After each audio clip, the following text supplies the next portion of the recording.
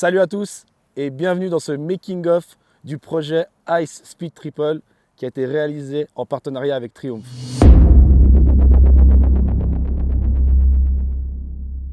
L'origine de ce projet complètement fou, en fait, c'est juste que j'ai lancé une blague quand je mangeais avec le responsable commercial et le responsable marketing de chez Triumph. Donc moi, je lance ça comme ça à table en mode petite blague. Et là, j'ai Yannick à ma droite qui me regarde puis il me dit « Mais en fait, mec, le projet, il est dingue, donc on va mettre une Triumph sur la glace. » Et c'est à ce moment-là que je me suis rendu compte que la petite blague que je venais de balancer à table allait devenir un réel film. Ça allait pas devenir juste une simple vidéo YouTube tournée comme je peux vous faire maintenant, mais vraiment un gros truc. Et pour ça, je devais m'entourer déjà de personnes pour pouvoir préparer la moto. Donc Seb de chez Triumph Lausanne, donc c'est un des responsables de Triumph Lausanne, qui nous a toutes préparé la moto, et d'une équipe de production complète pour pouvoir vous filmer ce projet.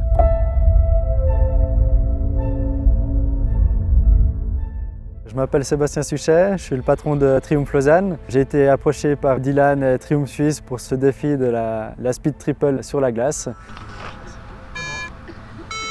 C'est pour synchroniser. Le premier gros souci, c'était de trouver déjà les pneus adaptés avec l'épaisseur de gomme suffisante pour pouvoir mettre des clous.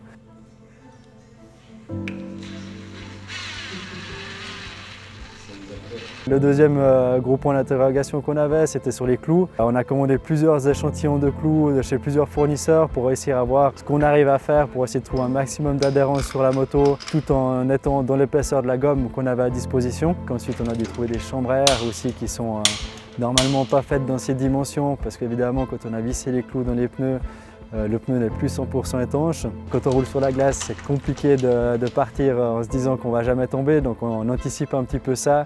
On a essayé de mettre 2-3 protections pour abîmer au minimum la moto si malheureusement il y a une petite chute. Et puis après, la dernière grosse parenthèse, si je peux dire, maintenant c'est l'électronique parce qu'on sait que les motos elles sont très bridées.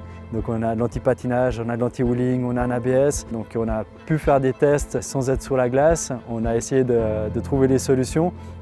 Maintenant, toutes ces choses, c'est un petit peu des incertitudes. C'est une première pour nous, c'est une première pour cette moto. On l'a encore jamais vu sur la glace.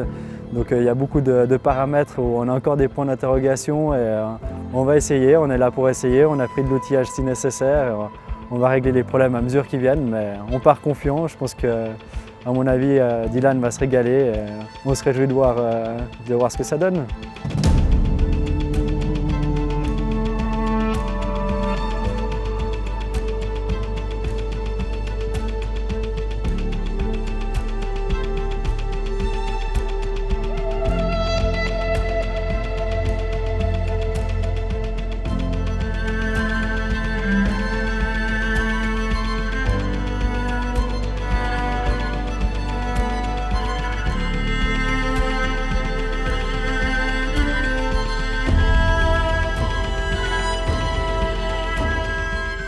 Ok.